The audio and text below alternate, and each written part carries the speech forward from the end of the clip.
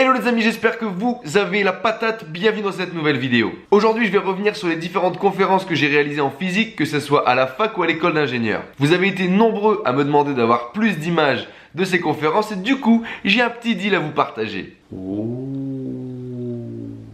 Comme d'habitude les amis, vous pouvez télécharger ici, là, en cliquant sur la fiche info, ici ou dans la description juste en dessous, les 6 secrets pour réussir jeune dans l'entrepreneuriat. C'est un pack de vidéos sur le mindset pour booster vos projets cette année. Du coup, vous avez été nombreux à me demander des informations, plus d'images sur les vidéos que j'ai réalisées dans les différentes facs et conférences.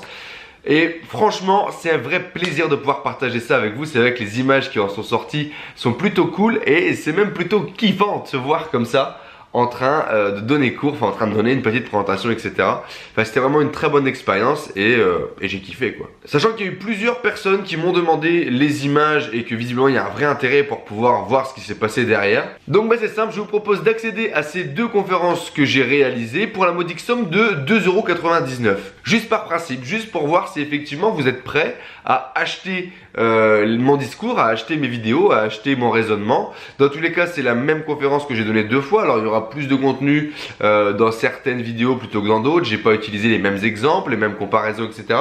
Mais voilà, du coup, c'est une proposition que j'ai à vous faire. Est-ce que vraiment vous voulez ces images? Est-ce que vous êtes prêt à passer à l'action, à investir un petit peu entre guillemets sur ces informations, sur ma réussite, sur votre réussite? Est-ce que 2,99 € selon vous, ça vaut la connaissance, l'expertise, l'expérience qu'il y a dans ces vidéos?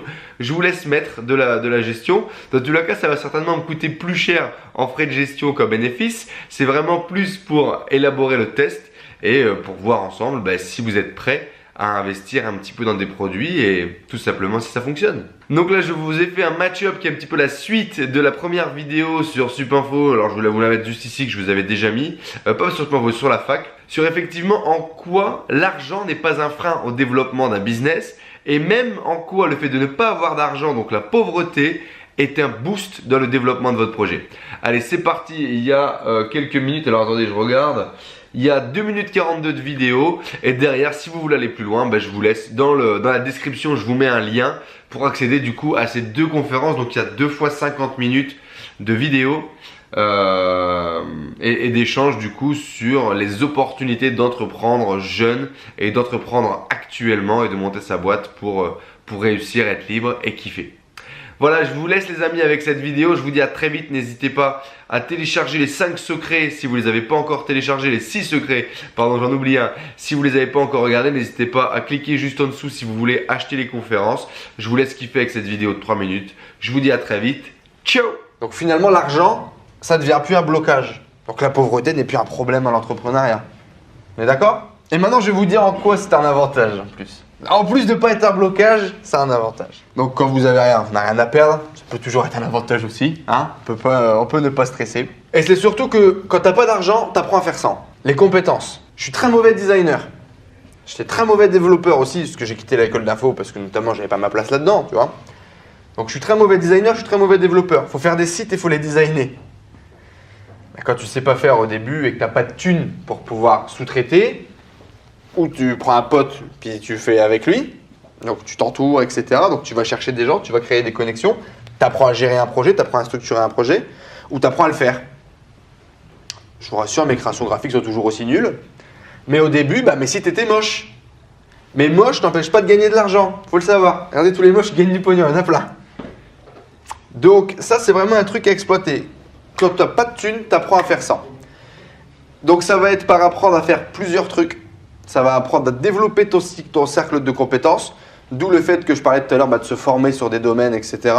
Aujourd'hui, je n'ai pas besoin d'un commercial, vous en doutez. Je n'ai pas besoin de marketing, tout ce qui est web marketing, etc. C'est devenu ma compétence clé que j'ai développée parce que je me suis formé, parce que j'ai appris et parce que j'ai testé. Je n'ai pas besoin de technicien, même si j'ai quitté l'école d'ingé parce que ça me saoulait, etc.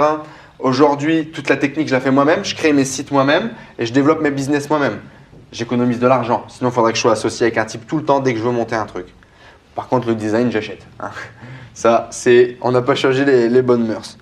Donc l'idée c'est vraiment de s'investir à 110% dans ta boîte physiquement et en termes de dispo d'esprit pour développer des compétences et des capacités. Il y a un point qui est hyper intéressant, qui les 3/4 du temps choque. D'ailleurs j'ai eu des retours sur YouTube, j'ai eu des retours dans l'autre conférence que j'ai faite la semaine dernière là-dessus, qui pense qu'il est important d'avoir une idée pour que ça réussisse dans votre business.